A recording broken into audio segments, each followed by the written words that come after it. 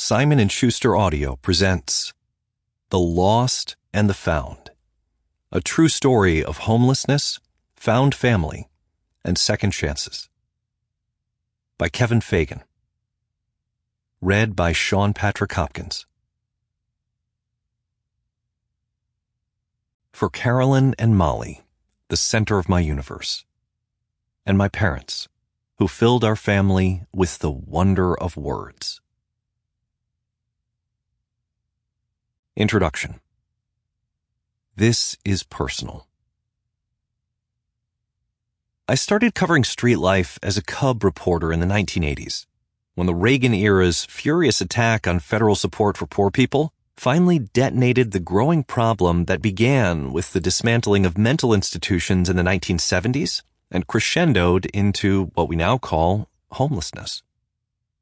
I've covered plenty of other topics since then, from mass shootings, executions, and serial killers to drought, disasters, and the American West.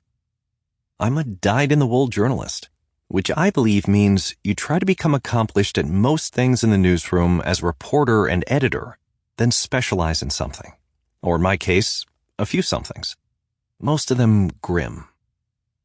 But I got into journalism for a few core reasons, and taken together they're not grim.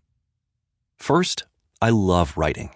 Second, I love studying people, drilling down on things other people can't or don't want to see. What I like to call shoving my face head first into life, up close. And third, I want to help make the world around me a better place, which has always inevitably led me back to writing about poverty and homelessness. Beyond my reportorial impulses, there's also this. As the saying goes, write what you know. I know what it's like to be poor and to not have a home. I grew up in Northern California and Nevada in the 1960s and 70s, the child of parents who never really understood how to relate to kids, having both been raised as only children in somewhat odd circumstances.